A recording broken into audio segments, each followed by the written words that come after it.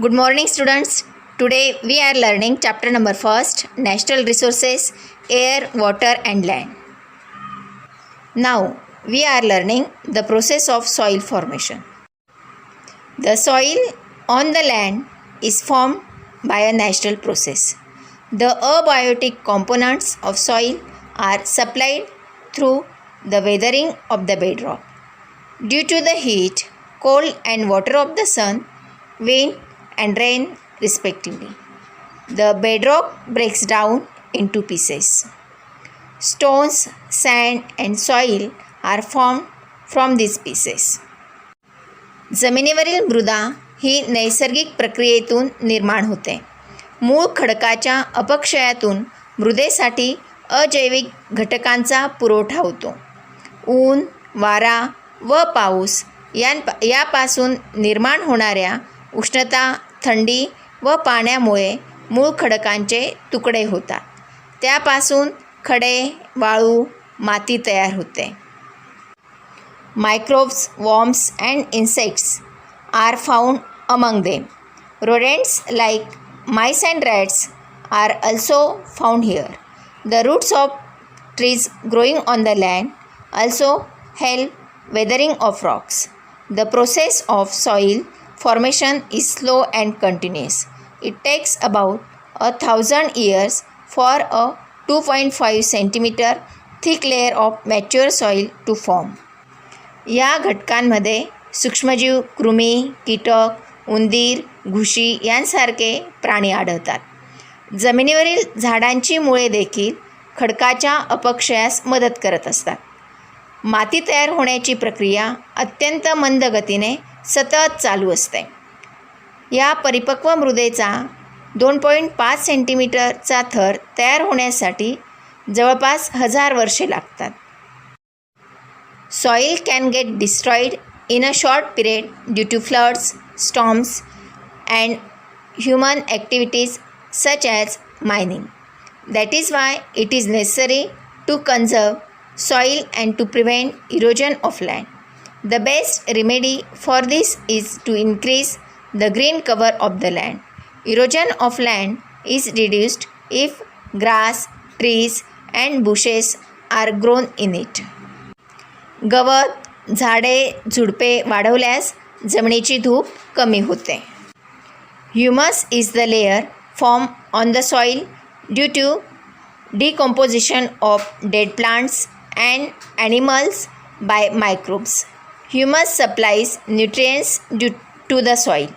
Humus is also important for aerating the soil and for holding water in the soil.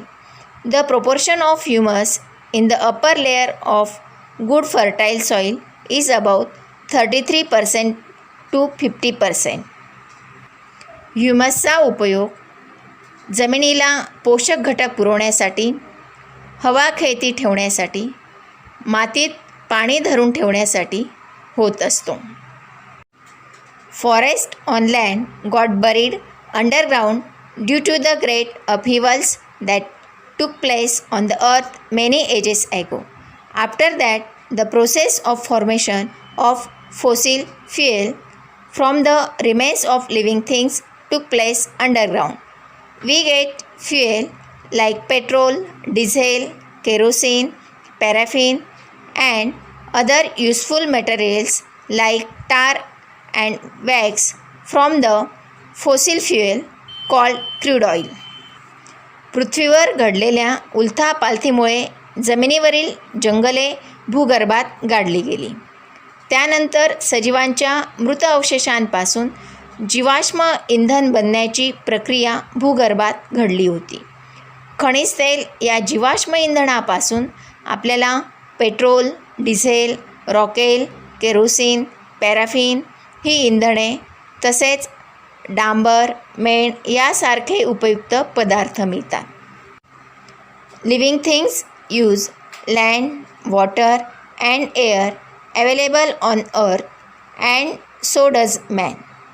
The proportions of these resources that are actually put to use are very small as compared to the whole earth. Look at the following table. land is 29%, potable water or fresh water 0.3%, oxygen 21%. पृथ्वीवरील जमीन, पाणी आणि हवा यांचा वापर सजीवांसाठी होत असतो. या घटकांचा मानव देखील संसाधन म्हणून वापर करतो. या संसाधनाच्या प्रत्यक्ष वापरल्या जाणाऱ्या घटकांचा विचार केला तर ते संपूर्ण पृथ्वीच्या तुलनेत अल्प आहे. लँड ती आहे 29%, potable water 0.3%, oxygen 21%. It is very necessary for man to control his greed. Man must use these resources judiciously, with the awareness that they are meant for all other living things and not just for mankind.